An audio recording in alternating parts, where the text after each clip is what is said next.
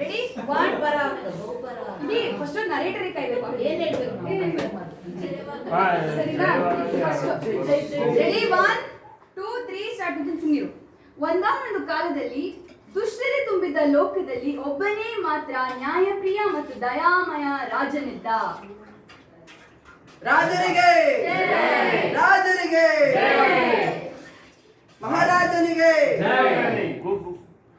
ರಾಜನಿಗೆ ಮಹಾರಾಜನಿಗೆ ರಾಜನಿಗೆ.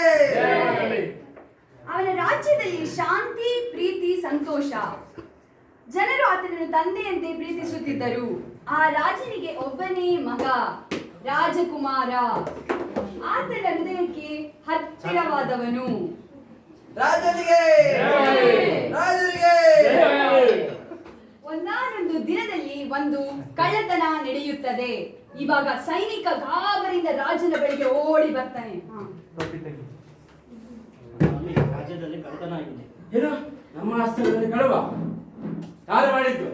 ನಾನು ನಿಮ್ಮನ್ನು ಕ್ಷಮಿಸ್ತೇನೆ, ಮತ್ತೆ ಯಾರು ಮಾಡಬೇಡಿ. ಈಗ ಗಂಭೀರವಾಗಿ ರಾಜ ಹೇಳಿದ. ಆದ್ರೆ ರಾಜ ಕೋಪಿಸಿಕೊಳ್ಳಿಲ್ಲ, ಶಾಂತವಾಗಿ ಹೇಳಿ ಬಿಟ್ಟು ಬಿಟ್ಟ. 10 ದಿನಗಳು ಕಳೆದ ನಂತರ ತಿರುಗಿ ಸಭೆಯಲ್ಲಿ ಒಂದು ಗಲಿಬಿಲಿ. ತಿರುಗಿ ಕಳ್ಳತನವಾಗಿದೆ. ಸ್ವಾಮಿ, ಮತ್ತೆ ರಾಜ್ಯದಲ್ಲಿ ಕಳ್ಳತನ ಆಗಿದೆ.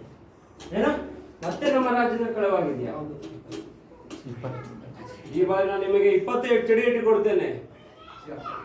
ಸಿಕ್ಕಿ ಬಿದ್ದಾರೆ. ರಾಜನು ಕೋಪಗೊಂಡ, ಆದರೆ ಶಿಕ್ಷೆಯನ್ನು ವಿಧಿಸಿ ಸುಮ್ಮನಾದ.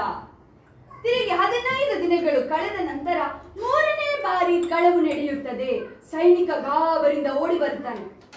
ಸ್ವಾಮಿ, ಮತ್ತೆ ಕಳುವಾಗಿದೆ ರಾಜ್ಯದಲ್ಲಿ. ಏನ ಮತ್ತೆ ಕಳವಾಗಿದೆಯಾ? ಹೌದು. ಈ ಬಾರಿ 50 ಚಡಿಯೇಟು 40 ಚಡಿಯೇಟು ಕೊಡ್ತೇನೆ. ಇದು ಮರಣದಂಡನೆಗೆ ಸಮ.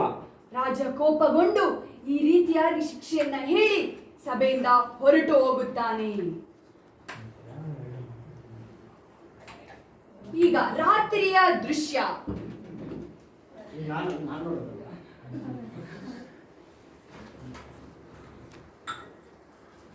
ರಾಜದ ಖಜಾಂಚಿಯಿಂದ ಕಳ್ಳತನವಾಗುವುದನ್ನ ಸೈನಿಕ ಕಂಡನು. ಮರುದಿನ ಮತ್ತೆ ರಾಜ್ಯದಲ್ಲಿ ರಾಜನು ಬರುವ ಸಮಯವಾಯಿತು.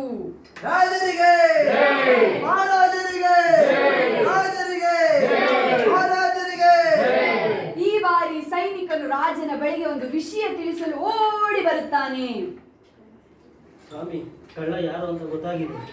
ಕಳ್ಳ ಸಿಕ್ಕಿ ಬಿದ್ದಾನೆ. ಹೌದು. ಕಳ್ತಾನೆ ಅವನನ್ನು.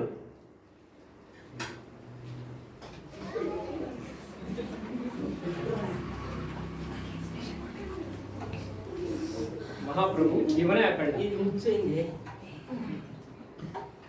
ಮಹಾಪ್ರಭು, ಅದು ನೋಡಿದರೆ ರಾಜನ ಮುದ್ದು ಮಗ ರಾಜಕುಮಾರನೇ ಕಳ್ಳನಾಗಿದ್ದ. ತಪ್ಪು ಮಾಡಿದರೆ ತಪ್ಪೇ.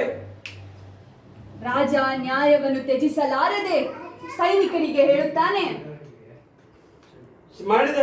ಕೊಟ್ಟ ಶಿಕ್ಷೆಯನ್ನು ಕೊಡಿ. ಇನ್ನೇನು ಸೈನಿಕ ಬಂದು ಚಡಿಯೇಟನ್ನು ಒಡೆಯಲು ಎತ್ತುತ್ತಾನೆ. ರಾಜನು ದಿಢೀರಂತನು ಹೋಗುತ್ತಾನೆ, ಮಗನನ್ನ ಸುತ್ತಿ ಹೇಳುತ್ತಾನೆ, ನನ್ನನ್ನು ಶಿಕ್ಷಿಸಿ ಅಂತ ಹೇಳುತ್ತಾನೆ. ಶಿಕ್ಷಿಸಿ.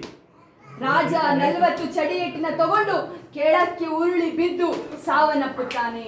ಮಗನು ಇದನ್ನ ನೋಡಕ್ಕೆ ಆಗದೆ ದುಃಖದಿಂದ, ಅಪ್ಪ ಎದ್ದೇಳಿ ಅಪ್ಪ, ನಾನ್ ಮಾಡಿದ ತಪ್ಪಿಗೆ ನೀವು ಶಿಕ್ಷೆ ಅನುಭವಿಸ್ತಿದ್ದೀರಾ, ಎದ್ದೇಳಿ ಅಪ್ಪ. ಇದೇ ರೀತಿ ಯೇಸು ಸ್ವಾಮಿ ನಮಗೂ ನಿಮಗೂ ನಮ್ಮ ತಪ್ಪಿಗೆ ಬದಲಾಗಿ ಪ್ರಾಣನ ಕೊಟ್ಟಿದ್ದು. Hallelujah.